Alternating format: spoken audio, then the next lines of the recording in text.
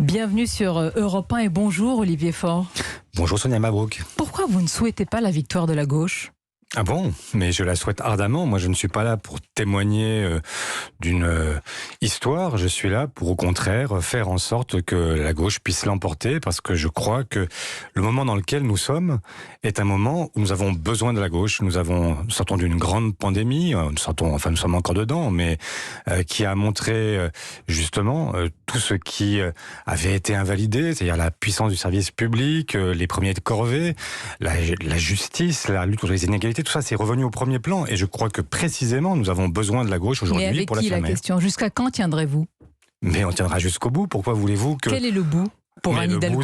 Le bout, c'est la victoire. Donc il faut aller maintenant, il faut se battre. Cette campagne, elle commence. Et donc il faut faire valoir ce que nous avons à faire valoir et mais ne vous jamais sentez renoncer. Une envie d'Anne Hidalgo, sincèrement, dans le pays ?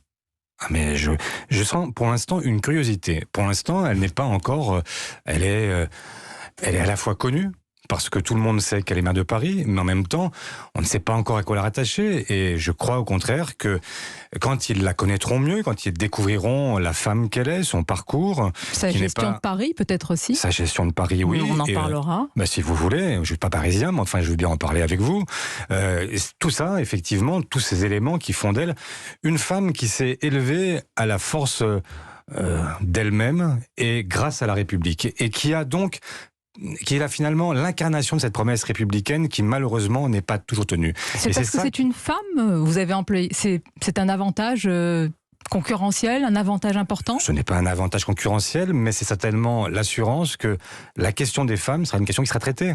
Quand j'entends hier Éric Zemmour qui nous explique que les inégalités salariales n'existent pas entre les femmes et les hommes, que c'est un choix pour les femmes d'être payées moins que les hommes, franchement, les bras m'en tombent. Et donc oui, une femme présidente de la République, pour la première fois, ça pourrait être l'assurance, par exemple, d'aller au bout de ce quinquennat. Vous allez faire des heureuses. Marine Le Pen ou Valérie Pécresse vont vous entendre ce matin en disant ils pensent à nous aussi. Mais je pense à toutes les femmes, mais je vous dis que la seule qui aujourd'hui soit là pour faire avancer la cause des femmes, c'est Anne Hidalgo, c'est elle qui s'est engagée à ce que sur un quinquennat, les femmes gagnent à métier égal, à compétences égales, et bien qu'elles gagnent la même chose que les hommes. Samedi, François Hollande et Anne Hidalgo justement ont posé ensemble tout sourire en Corrèze. Olivier Faure, l'ancien président qui a qualifié, rappelons-le dans son livre que vous avez certainement lu, les candidatures de gauche et donc celle du PS de lilliputienne. Vous considérez que son soutien à Anne Hidalgo est sincère ?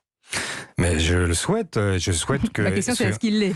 Mais je ne suis pas là pour sonder les reins, les cœurs, les âmes, etc. Ce que j'ai vu, c'est qu'on avait un ancien président qui a dit qu'il passait le témoin à une nouvelle génération et à Anne Hidalgo. Et ça, je trouvais que cette image était très belle et qu'on avait besoin justement d'avoir les idées claires sur ce que chacun porte.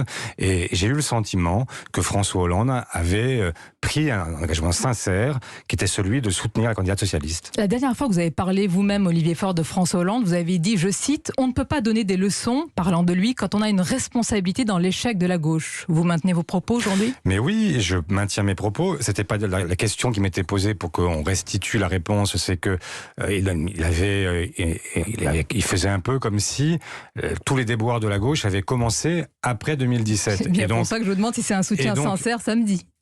C'est un soutien, ça n'a rien à voir. En fait, il y a eu une période où moi j'ai soutenu François Hollande pendant 5 ans. Je me suis parfois aussi opposé à lui sur la question de la déchéance de nationalité, sur la question de la loi travail, sur le CICE. J'aurais souhaité qu'il soit conditionné à une négociation collective chaque année dans chaque entreprise. Je l'ai dit à ce moment-là sans être frondeur, mais parce que je pensais qu'il y avait des choses à corriger. Et en même temps, je sais ce que nous devons aussi à ce président qui a permis aussi de faire, par exemple, le mariage pour tous, qui est certainement ce qui est resté le plus marquant dans les esprits, mais pas seulement, les droits rechargeables à l'assurance chômage, le compte pénibilité pour les retraites, la retraite à 60 ans pour les carrières longues, bref, tous ces sujets qui ont été des sujets très marquants et qui font qu'il a été un président, le dernier président socialiste, et moi je respecte ça. Qu'est-ce que ça fait d'être à la tête d'un parti qui est quasiment en mort cérébrale depuis 2017 ? Ce n'est pas moi qui le dis évidemment, c'est Anne Hidalgo. Est-ce que c'est vous qui l'avez plongé dans cet état-là ? Je crois que vous avez répondu à l'instant. Moi, j'ai récupéré la responsabilité du Parti socialiste. Il était à 6%. Il a gagné les élections régionales. Oui. Il a gagné les élections municipales. Oui. Et votre candidate est à 5% aujourd'hui. Mais j'aimerais bien, Sonia Mabrouk, si vous me le permettez, que on se fie d'abord aux résultats plutôt qu'aux sondages. Ah les là là, sondages, quand ils sont pas ils se bons, sont hein. souvent trompés. Mais moi, je le dis de manière générale, quand ils sont très bons, je dis méfiez-vous des sondages. Ça n'est pas parce que vous faites la course devant que vous arriverez le premier.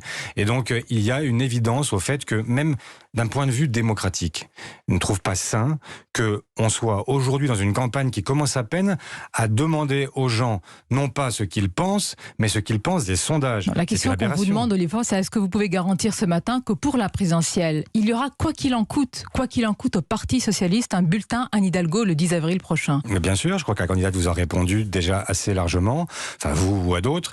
Elle a dit qu'elle était déterminée, qu'elle irait jusqu'au bout, nous irons jusqu'au bout.